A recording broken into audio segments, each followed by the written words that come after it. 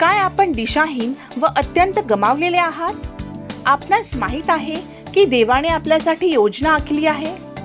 जर देवाकडे माझ्यासाठी योजना असेल तर ती मला कशी समजेल? माझं नाव केमी ओटमन आणि ख्रिस्ताची साक्ष म्हणजे अशी: आंतरराष्ट्रीय महामारीचा उदय, जागतिक राजकारणाचे ध्रुवीकरण, गैरव्यवहार व भ्रष्टाचार, नैसर्गिक आपत्ती वाढ, ऑस्ट्रेलियामधील जंगलात लागलेली आग. या सर्व घडामोडींचा काय अर्थ होतो? भविष्यात काय घडणार आहे? केमी ओटमन सोबत आपण या सर्व गोष्टींचा बायबलद्वारे अभ्यास करणार आहोत. जगप्रबंधी करताना त्यांच्या जीवनात बऱ्याच अडचणी आल्या, पण त्यामध्येही त्यांना आशा मिळाली. केमी सांगतात की बायबलमधली भविष्यवाणी पूर्वीपेक्षा अधिक वेगाने पूर्ण होत आहे. मला विश्वास बसत नाही की ही आपली एकत्र असण्याची शेवटची रात्र आहे. मागील 14 दिवस आपण बायबलचा अगदी रोमांचिकरित्या अभ्यास केला आहे आणि जीवनाचे बरेच कठीण प्रश्न विचारलेही आहेत व त्यांचे उत्तरेही मिळवले आहेत. खाली चॅट बॉक्समध्ये तुम्ही नवीन काय शिकलात हे लिहून आम्हाला सांगा.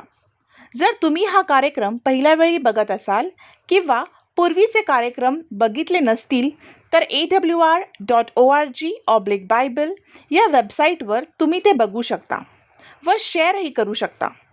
हे सर्व कार्यक्रम तुम्ही सुरुवातीपासून एका क्रमाने बघा. आमची ऑनलाईन टीम तुमच्या कोणत्याही प्रश्नाचे उत्तर देण्यास सज्ज आहे. फक्त लिंकवर क्लिक करून आमच्याशी जोडले जा आणि ऑनलाईन बायबल स्कूलमध्येही तुम्ही नाव नोंदणी खालील लिंकवर क्लिक करून करू शकता. माझी हीच प्रार्थना आहे, आपण असाच बायबल अभ्यास सुरू ठेवाल व ख्रिस्ताच्या अधिक जवळ याल. आजची सुवार्ता आपण एका व्हिडिओद्वारे करणार आहोत. हा व्हिडिओ नासरेतमधील एका माणसाचा आहे आणि तो कशा पद्धतीने देवासाठी उभा राहिला व देव त्या माणसासाठी कसा उभा राहिला. विसाम हा एक मुसलमान म्हणून जन्मला आला असून ख्रिस्ती लोकांचा कसा द्वेष करावा असे त्याला शिकवले होते. पण एक रात्री परमेश्वर त्याच्या स्वप्नात आला व त्याने बायबलचा अभ्यास सुरू केला व ख्रिस्तावर विश्वास ठेवला. लवकरच तो त्याच्या कुटुंबाकडे नासरेतला पोहोचला व आपल्या विश्वासाबाबत त्याने आपल्या परिवाराला सांगितले. ख्रिस्ताबद्दल विसामचा विश्वास पाहून विसामच्या काकांना विसामास जीवे मारण्याचा आदेश दिला. हे सारखं घडत गेलं व शेवटी विसामच्या भावाने विसामास देश सोडून जाण्याचा सल्ला दिला. काही वर्षांनी विसामचे काका व वडील मरण पावले आणि विसामच्या आईने त्यास पुन्हा नासरेतला येण्यास आमंत्रित केले. विसामने सुवार्ता सांगण्याची ही संधी बघितली व तो नासरेतला परतला व सुवार्तेचे केंद्र तिथे त्याने प्रस्थापित केले. त्याने सहकारी बंधूंना बायबलमधून इंग्रजी भाषा पण शिकवली. आम्ही विसामला लोकांना वाटण्याकरिता पॅम्पलेट पण दिले. हे सर्व प्रकरण विसामच्या चुलत भावांनी कळले व ते त्याचा जीव घेण्यास त्याच्या घरी पोहोचले. विसामची बायको ऑड्री बाहेर काय चालले हे बघण्यास बाहेर आली. तिला कळून चुकले की विसाम अडचणीत आहे. तिने तिथेच गुडघे टेकले व प्रार्थना करू लागली. तितक्यात विसामचा चुलत भाव विसामाच्या पाठीत चाकू घुसपला व चमत्कारित्या विसामला जखम झाली नाही. हे पाहून विसामास मारण्यास आलेले गर्दी माघारी आली व त्याला ठार मारण्याची धमकीही दिली. बऱ्याच महिन्यांनी विसामास खबर मिळाली की त्याला धमकवणारे चुलत भाऊ यांचा खून झाला आहे. या गोष्टीवरून मला लक्षात आले की परमेश्वर आपल्याबरोबर असेल तर आपल्या विरुद्ध कोण असेल. हे प्रकरण समजताच मुसलमान समाज क्रोधित झाला आणि विसामने ही संधी साधून Adventist world radio cell phone evangelism या माध्यमाचा उपयोग सुरू केला. जमील नावाच्या व्यक्तीची मदत घेऊन विसामने त्याचे संदेश अरबी भाषेत तयार केले. जमील दिवस रात्र हे संदेश अरबी भाषेत भाषांतर करत असे. जमीलला ही संदेश इतके आवडले की तिने ते संदेश तिच्या बॅप्टिस्ट चर्चच्या पालकाला व मित्रांना सांगितले. आणि त्या पालकाने विसाम यांना त्यांच्या चर्चमध्ये संदेश देण्यासाठी आमंत्रित केले. विसाम यांनी शास्त्रातील भविष्यवाणी त्या चर्चमधून सांगितली व आरोग्याविषयी एलेन व्हाईटचा संदेशही दिला. त्यांच्या संदेशाद्वारे त्या चर्च मंडळीचे हृदय परिवर्तन झाले व जवळपास सर्व मंडळीने SDA चर्चमध्ये येऊन बाप्तिस्मा घेण्याचा निर्णय घेतला. आणि एका सुंदर शाबाती बॅप्टिस्ट मंडळीने एक एक करून यार्देन नदीत विसाम व एल्डर डुआन मॅकीद्वारे बाप्तिस्मा घेतला. तुम्हाला ही सामर्थ्यशाली साक्ष वाटत नाही का? मला आज तुम्हाला काहीतरी द्यायचं आहे. ती म्हणजे खाली उल्लेख केलेली लिंक. या लिंकवर क्लिक करून ही बायबल भविष्यवाणी सरळ तुमच्या फोनवर पोहोचेल. माझी आशा आहे की तुम्ही बाप्तिस्माद्वारे ख्रिस्ताचा स्वीकार केला आहे. आजपर्यंत आपण केलेला अभ्यास आपल्याला आज ह्या क्षणापर्यंत घेऊन आला आहे. देवाची ह्या जगासाठी शेवटची योजना काय आहे? देवाची तुमच्या व माझ्यासाठी काय योजना आहे? आपण परमेश्वराची सुरुवातीपासून शेवटपर्यंत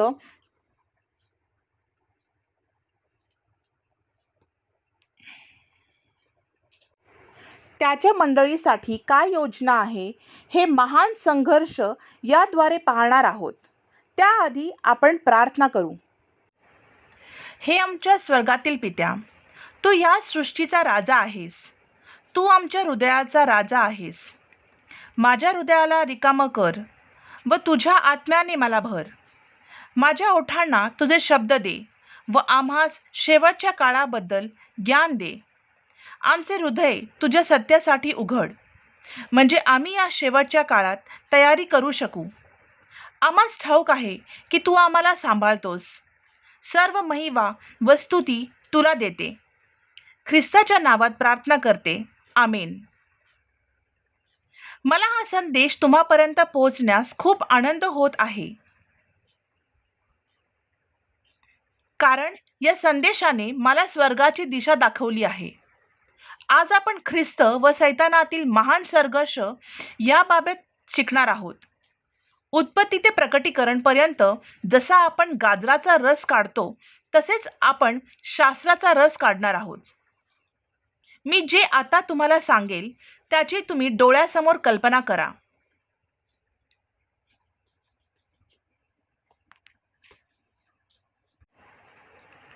आपण जाऊ एचकेल अध्याय 28 मध्ये, जिथे लुसिफर नावाचा करुबीम आहे. निर्गम 25व्या अध्यायात करुबीमने पवित्र स्थानाचा वेढा घेतला. देवाने मोशेस हे पवित्र स्थान बांधण्यास आज्ञा दिली. या पवित्र स्थानात परमपवित्र स्थान आहे, जिथे परमेश्वराचे सिंहासन आहे, जे की परमेश्वराचे स्वर्गीय सिंहासनास प्रतिबिंबित करते.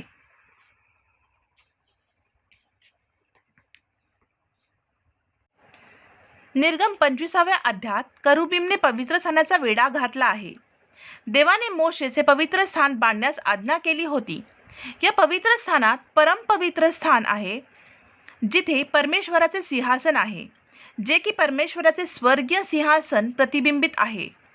याच परमपवित्र स्थानात कराराचा कोशही आहे, ज्यावर दयासन आहे. हे दयासन म्हणजे परमेश्वराचे सिंहासनाचे प्रतिबिंब. स्वर्गात परमेश्वराच्या सिंहासनाचा पाया म्हणजे त्याचे नियमशास्त्र. 10 आज्ञा कराराच्या कोशामध्ये ठेवलेल्या असत बायबल सांगतं की या 10 आज्ञाचे दोन्ही बाजूला 2 देवदूत होते संरक्षण करण्यासाठी.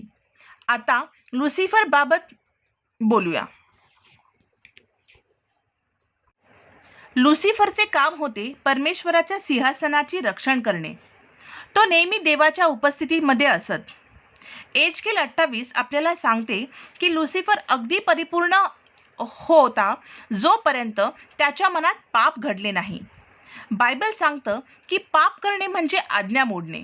म्हणजेच लुसिफरने नियमशास्त्राचे संरक्षण करण्याऐवजी तो त्याच नियमांच्या विरोधात उभा राहिला. म्हणजेच पहिले पाप हे स्वर्गात घडले. लुसिफरने 1/3 देवदूतांना परमेश्वराच्या विरुद्ध उभा केले. इतक्या शेकडो दूतांना देव विरुद्ध करणं सोपं नाही. त्याने नक्कीच त्यांना ही फसवलं असावं. यशाया 14 आपल्याला सांगते की लुसिफरला परमेश्वराप्रमाणे महान होण्याची इच्छा होती. तुम्ही या बाबतीत आधी ऐकलंच असेल की आपल्याला धार्मिक होण्यासाठी कुठलाही नियमशास्त्राची गरज नाही. हीच गोष्ट सांगून लुसिफरने देवदूतांना फसवले.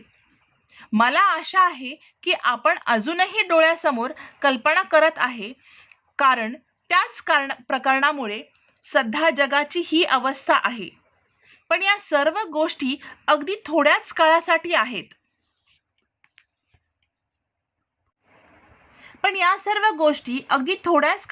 आहेत. पुढे असे झाले की लुसिफर व त्याच्या दूतांना स्वर्गातून बाहेर काढण्यात आले. परमेश्वराने लुसिफरचा तिथेच न्याय का नाही केला, असा प्रश्न तुम्हाला कधी पडला नाही का? याचं उत्तर जितकं सोपं आहे तितकेच खोलही आहे. अनुवाद 19:15-19 मध्ये देवाने मोशेला दिलेल्या नियमात असे म्हटले आहे की जर 2 व्यक्तीमध्ये वादविवाद झाला असेल तर तोच विवाद सोडवण्यास तिसऱ्या व्यक्तीने मध्यस्थी करावी. आता हाच नियम स्वर्गात लागू करून आपण पाहू. इथे 2 व्यक्तींमध्ये म्हणजेच परमेश्वर व लुसिफरमध्ये वाद निर्माण झाला आहे आणि लुसिफरने देवावर आरोप केलेला आहे. मग आता दोघांना मध्यस्थी कोण करेल? कारण देवावर आरोप झालेला आहे तर देव मध्यस्थी व न्याय दोन्ही एकत्र कसं करेल? यहेजकेल 28:17 मध्ये देव म्हणतो, मी तुला भूमीवर आदळले, राजांनी तुझा तमाशा पाहावा म्हणून त्यांच्या पुढे मी तुला टाकले. आता लुसिफरचा न्याय कोण करेल? लुसिफरने विचार केला असेल की मनुष्य कोण आहे जो माझा न्याय करेल? लक्षात घ्या, आपण मागील काही दिवसात 1000 वर्ष व न्यायनिवाडा याचा अभ्यास केला होता. न्यायाधीश होण्याकरिता गुणवत्ता लागते. पहिली गुणवत्ता म्हणजे गुन्हा म्हणजे काय हे त्यांना माहिती नसावे. जेव्हा लुसिफरने पाप केले तेव्हा मानवजाती निर्माण झाला नव्हता. म्हणजे न्यायाधीश होण्याची पहिली गुणवत्ता मानवाला आहे. दुसरी गुणवत्ता, ती व्यक्ती नियम पाळणारी असावी. जेव्हा आदाम व हवेची रचना झाली तेव्हा परमेश्वराने त्यांना नियम शिकवले होते. तिसरी गुणवत्ता, बरे वाईट यामधला फरक सांगता आला पाहिजे. पहिले करंथीकरास पत्र 6:2-3 सांगते, आपण देवदूतांचा न्यायनिवाडा करणार आहोत हे आपणास ठाऊक आहे ना? म्हणजेच मानवाकडे न्याय करण्याची संपूर्ण गुणवत्ता आहे. आता विचार करा की जेव्हा सैतानाला कळले की मानव जाती त्याचा न्याय करेल तर सैतान काय करेल? तो नक्कीच मानवास फसवून त्याला स्वतःच्या बाजूने उभं करेल आणि त्याने तेच केले. तो हवेला हे नाही म्हणाला की तू वाईट आहेस. असं म्हटल्यास हवा फसली नसती. त्याऐवजी तो तिला म्हणाला, तुला देवासारखा ज्ञानी होण्याची इच्छा आहे. असाच खोटेपणा दाखवून त्याने 1/3 दूतांना फसवले. दुर्दैवाने आदाम व हवेने पाप केले. त्यांनी आज्ञा मोडली व न्यायाधीश घेण्याची गुणवत्ता गमावली. ही परिस्थिती गंभीर होती. म्हणून ख्रिस्त बागेत आला व त्याने वचन दिले की त्यांच्या पापांसाठी आपले प्राण देईल व पुन्हा स्वर्गात प्रवेश करण्याची संधी देईल. आणि मग शेवटी सुवार्ता आपल्याला प्राप्त झाली, जिथे आपल्याला बरे वाईट मधला फरक समजून आला व नियमशास्त्राचे पालन कसे करावे ते समजण्यात आले. मी परमेश्वराचे आभार मानते की त्याने तुम्हासाठी व माझ्यासाठी त्या बागेत जाण्याची संधी दिली आहे. आता लागलीच आपण निर्गम पुस्तकाकडे वळूया, जिथे देवाने त्याच्या लोकांना मिस्र देशातून सुटका केली. लुसिफरला देवाची कार्यपद्धत आवडली नाही. स्तोत्रसंहिता 77:13 सांगते, हे देवा, तुझा मार्ग पवित्र आहे. देवासारखा थोर देव कोण आहे? आता देव त्याच्या लेकरांना मिस्र देशातून सुटका करणार आहे व त्यांच्या लोकांचा वापर त्याच्या तारणाचा संदेश जगात पोहोचवण्यास करणार आहे. देव इस्रायली लोकांना एक खास आराखडा देतो, तो म्हणजे तारणाची योजना. देवाला ठाऊक होते की आम्हाला नकाशाची गरज होती. त्याला ही योजना जगाला द्यायची आहे. देवास ठाऊक होते की आपण भरकटणार आहोत, म्हणून त्याने नकाशा दिला. म्हणून तो इस्रायली लोकांना म्हणतो की मी तुमच्याद्वारे जगात सुवार्ता सांगणार आहे. इस्रायली लोकांना देवाचे सिंहासन प्रतिबिंबित करणारे पवित्र स्थान बांधले पाहून सैतान क्रोधित झाला असेल. तो त्याच्या दूतास म्हणाला असेल की आपण ही देवाची योजना भ्रष्ट करू.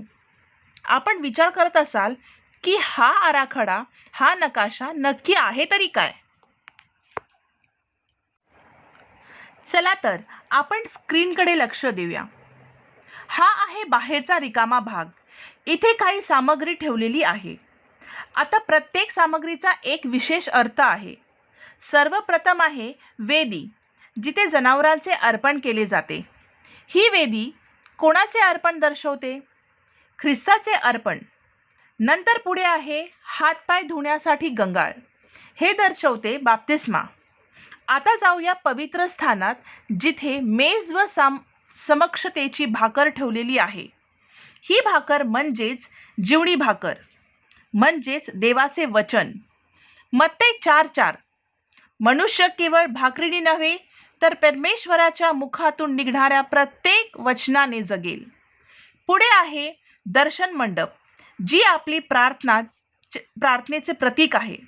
नंतर आहे 7 समया, म्हणजे या समया पवित्र आत्मा दर्शवतात. आपण जगाचे प्रकाश आहात. आपण ते शहर आहात जे डोंगरावर आहे व जे लपवले जाऊ शकत नाही. आणि ख्रिस्तासारखे प्रकाशित व्हाल पाहिजे व ख्रिस्ताची साक्ष दिली पाहिजे. आता तुम्हाला कराराचा कोश दिसेल, ज्यामध्ये 10 आज्ञा आहेत. देवाचा आराखडा म्हणजेच ही सामग्री.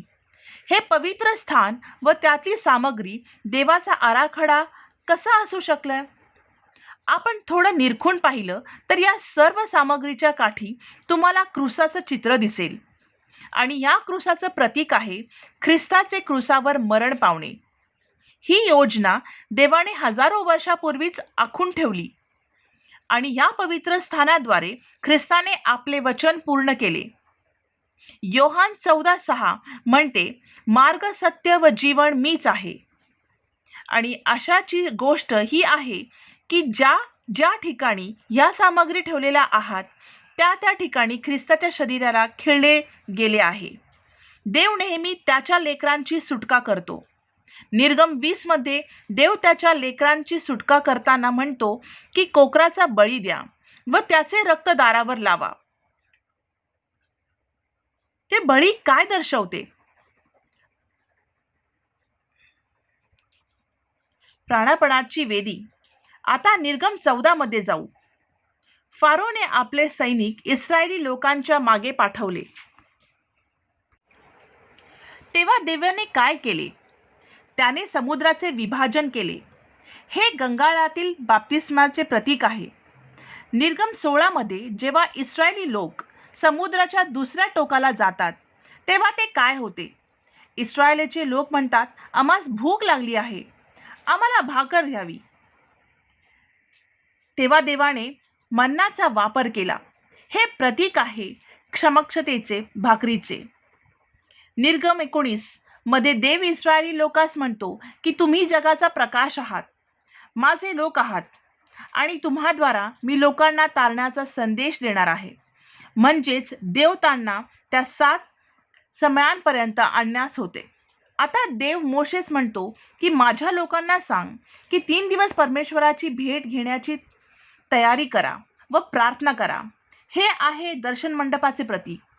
त्याने आपल्या हृदयाची तयारी का करावी? कारण निर्गम 20 मध्ये परमेश्वर स्वतः त्यांना 10 आज्ञा देण्यास खालील उतरतो.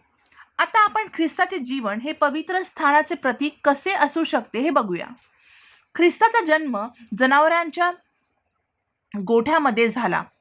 गायीच्या गोठ्या हे वेदीचे प्रतीक झाले. ख्रिस्ताचा तो 30 वर्षांचा असताना बाप्तिस्मा झाला. हे झाले गंगाळाचे प्रतीक.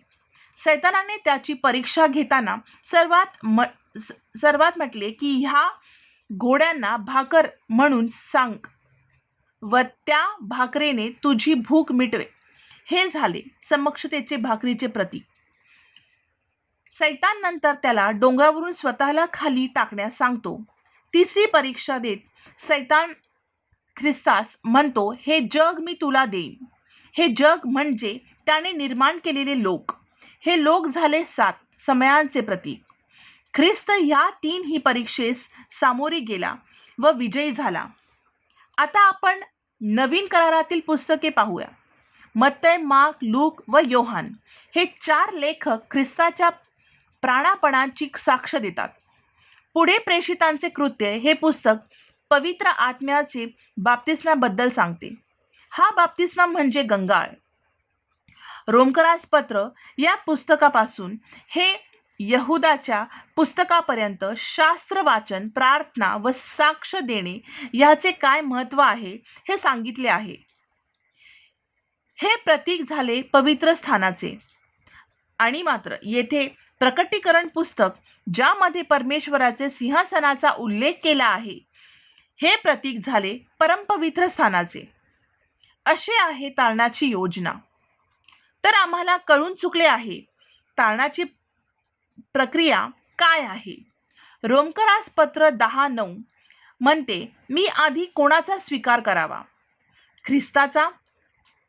जर मी खरोखर ख्रिस्तावर प्रीती करतो तर माझा बाप्तिस्मा झाला पाहिजे व ख्रिस्ताच्या मार्गावर चालायचे आहे.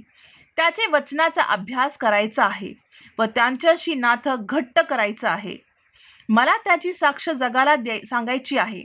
मला त्याची आज्ञा पाळायची आहे. योहान 14:15 सांग, ख्रिस्त म्हणाला, जर तुम्ही माझ्यावर प्रीती करता तर माझी आज्ञा पाळा. आता ह्या गोष्टीचा क्रोध सैतानाला नक्कीच येणार. पूर्ण जुन्या करारात त्याने देवाच्या लेकरांना फसवायचा प्रयत्न केला आहे.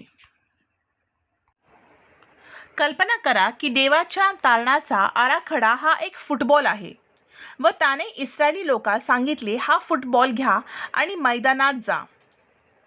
पण इस्रायली लोक देवाची वाट सोडून भरकटून जातात आणि देवही त्यांना आवडत नाही.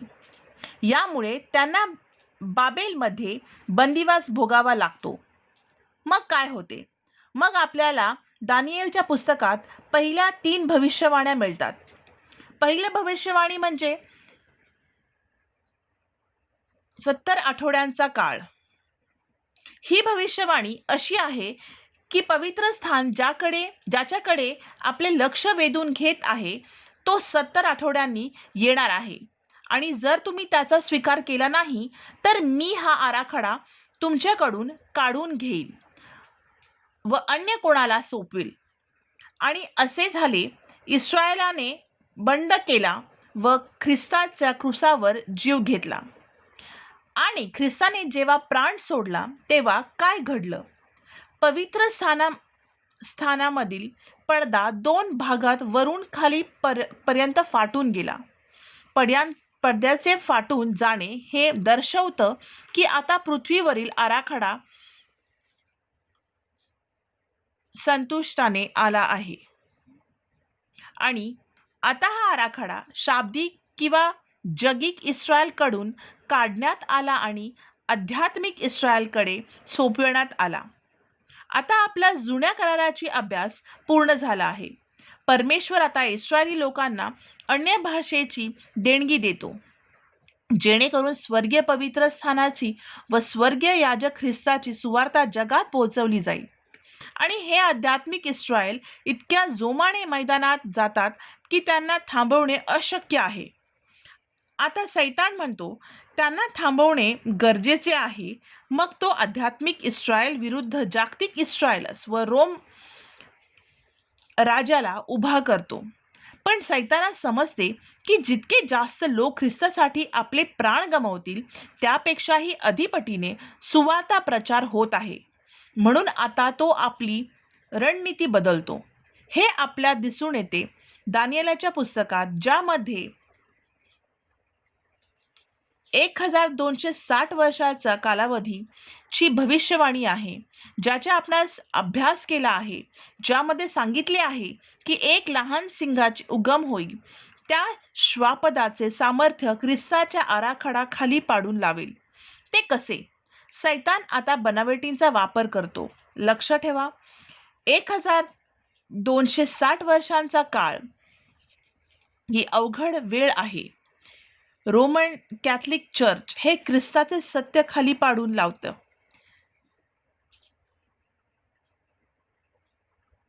प्राणपणाची वेदी म्हणजेच ख्रिस्ताचे प्राणपणाचे सत्य फेटाळून लावतं व त्याच्याऐवजी धार्मिक पुढाऱ्यांचे पापांची कबुली देण्याची प्रार्थना पुढे आणतं. लोकांना हे शिकवलं जातं की ख्रिस्ताचे प्राणपण पापांची क्षमेसाठी पुरेसे नाही, म्हणून तुम्ही ही प्रथा पाळायची, पाण्यात बुडून बाप्तिस्मा करायचा, सत्य फेटाळून लहान बालकांवर पाणी शिंपडून बाप्तिस्मा करण्याची प्रथा सुरू केली. एवढेच नव्हे तर पवित्र स्थानात जाऊन त्यांनी जाहीर केलेले की परमेश्वराचे वचन मनुष्याला समजायला अवघड असते, म्हणून तुम्हाला धार्मिक पुढारीची गरज आहे, असे शिकवण्यात आले. आणि अशा प्रकारे रोमन कॅथलिक चर्चने रूढी परंपरा सुरू केल्या आणि परमेश्वराच्या वचनाचे महत्त्व कमी केले. आणि एवढेच नाही तर सामान्य माणूस देवाकडे स्वतः जाऊ शकत नाही व सरळ प्रार्थना करू शकत नाही, म्हणून धार्मिक पुढारी स्वतः जाऊन धूपवेदी जवळ जाऊन तुमच्यासाठी प्रार्थना करतील, म्हणून तुम्ही पुढाऱ्यांकडे जावं, असं शिकवण्यात आले.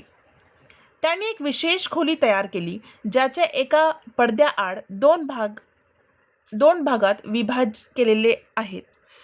एका भागात मनुष्य बसेल व त्याची पापे पडद्याच्या दुसऱ्या भागात बसलेल्या पुढाऱ्याकडचे कबुली करेल व त्यास परमपवित्र स्थानाचे स्वरूप दिले. शेवटी परमेश्वराने दिलेल्या 10 आज्ञांमध्ये फेरबदल करून शनिवार हा शाबात दिवस बदलून रविवार हा शाबात म्हणून पाळायची असे जाहीर केले. सैतानाला लोकांना कसं फसवायचं हे चांगल्या प्रकारे माहिती आहे. आता पुढे काय? मग 2300 वर्षांची वेळ 1844 या साली संपुष्ट येते. माझ्या प्रियांनो, याची तुम्ही खोलवर अभ्यास तुमच्या पालकात संपर्क करून करू शकता. दानिएल 8:14 मध्ये सांगितले आहे की 2300 वर्षांचा काळ संपला आणि मग पवित्र स्थानाचे शुद्धीकरण होईल. तुम्हाला ठाऊक आहे की 500 वर्षांच्या काळात काय होईल? परमेश्वर त्याचं सत्य व ख्रिस्ताची सुवार्ता उघडकीस आणेल. आपण पुन्हा आपल्या अभ्यासाकडे वळूया. 13व्या शतकात जॉन वायक्लिफ नावाची व्यक्ती पुढाकार घेते. जॉन वायक्लिफ यांनी पवित्र शास्त्राचे भाषांतर सामान्य माणसाला कळेल अशा भाषेत केले. जॉन मूळचे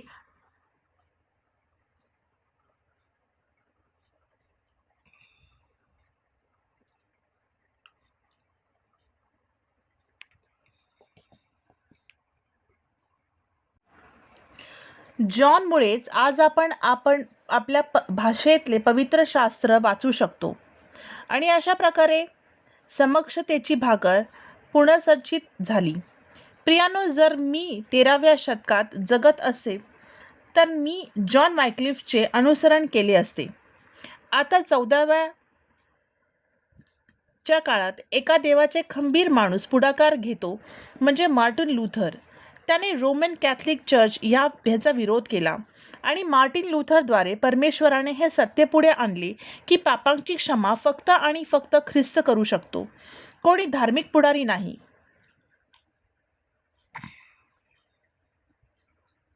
याला लुथरने चळवळ असे नाव देण्यात आले. मग 15व्या शतकात जॉन कॅल्विन यांनी प्रेस्बिटेरियन चळवळ सुरू केली. त्यांनी प्रार्थनेचे महत्त्व लोकांना समजून दिले व धूपवेदीची सत्यता समोर आणली. 16व्या शतकात जॉन स्मिथ यांनी पुढारी घेतला व पाणी शिंपडून बाप्तिस्मा करणाऱ्यांचा विरोध केला. त्यांनी बॅप्टिस्ट चळवळ सुरू केली. अशा प्रकारे गंगाळाचे सत्य पुनर्संचयित झाले. 17व्या शतकात जॉन वेस्ली यांनी सुवार्ता सांगण्याचं महत्त्व लोकांना पटवून दिला व त्यांनी मेथॉडिस्ट चळवळ सुरू केली. अशा प्रकारे 7 समयांचे सत्य पुनर्संचयित झालं. आता फक्त एकच सामग्री उरली आहे, ती म्हणजे कराराचे कोश. याचं सत्य पुनर्संचयित कोण करेल? 1800च्या शतकात परमेश्वर सेव्हन्थ डे ॲडव्हेंटिस्ट मंडळी उभी करतो, ज्याद्वारे शब्बाताचे महत्त्व लोकांपर्यंत पोहोचवतो. शब्बात हा तारणाचा शिक्का आहे, ज्याद्वारे आपले तारण होणार आहे.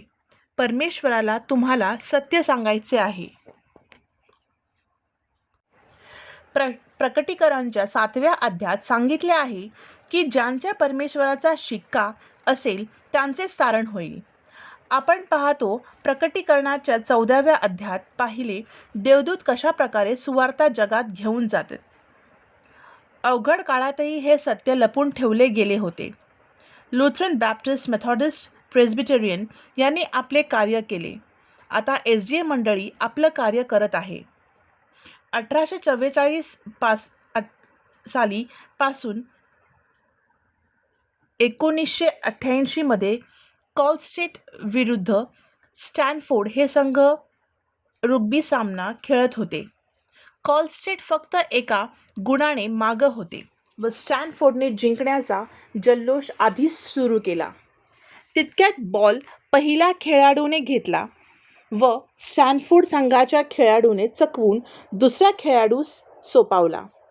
असे करत करत शेवटी बॉल 6व्या खेळाडूपर्यंत पोहोचला व त्याने गुण मिळवण्याच्या रेघ ओलांडली व गुण मिळवला. असे सैतान आपल्या कार्याच्या आडवा येतो व आपल्याला जिंकण्यापासून तो थांबवतो. त्याला वाटतं की खेळ संपला आहे, पण देव आपल्याला खेळ संपवायचा आवाहन आज करत आहे. 1844 सालाची ही शेवटची भविष्यवाणी आहे. वेळ संपत आला आहे. प्रकटीकरणातील 3ही देवदूतांचे संदेश लोकांपर्यंत आपल्याला घेऊन जायचे आहेत.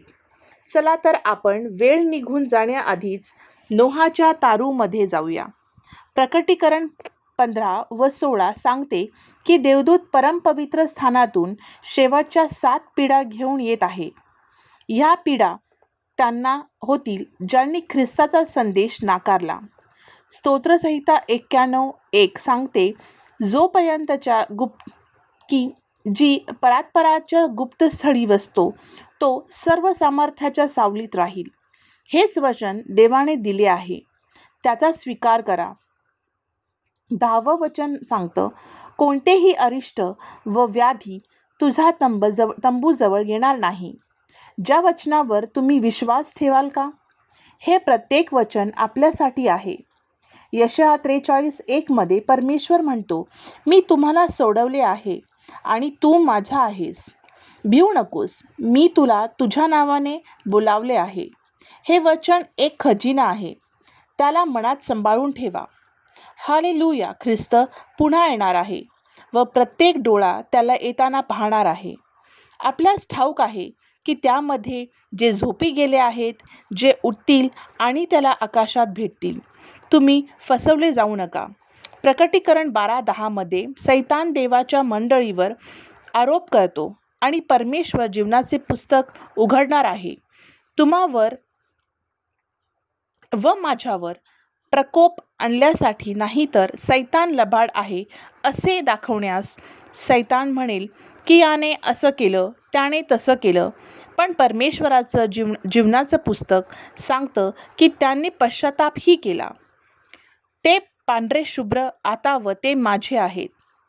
आता जेव्हा न्यायाची वेळ येईल तेव्हा धार्मिकांना ते पुस्तक बघायला भेटेल व तेही देवदूतांसह एका सुरात गीत गात असतील.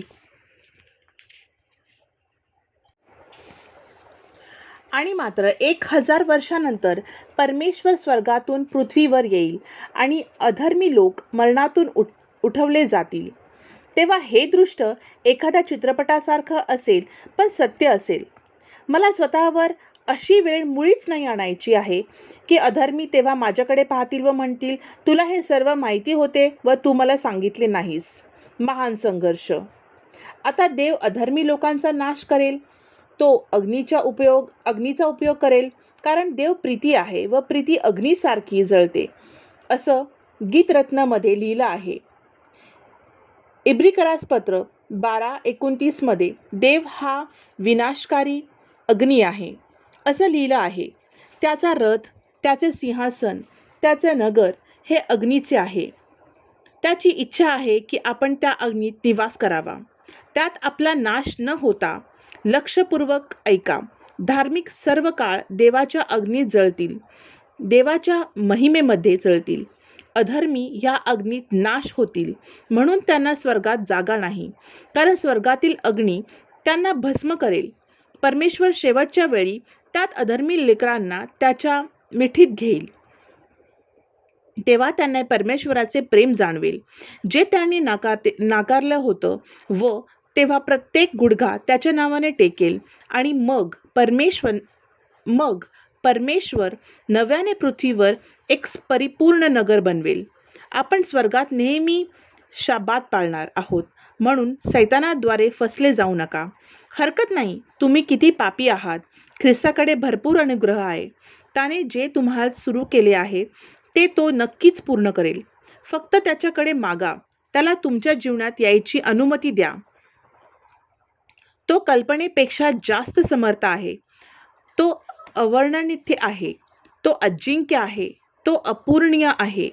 आणि जेव्हा तुम्ही त्याच्यावर प्रीती करता, त्याचा हात सोडू शकत नाही. तुम्ही त्याच्यापेक्षा जास्त जगू शकत नाही व त्याच्याशिवायही जगू शकत नाही. मरण त्याला आवरू शकत नाही व कब्र त्याला पकडून ठेवू शकत नाही.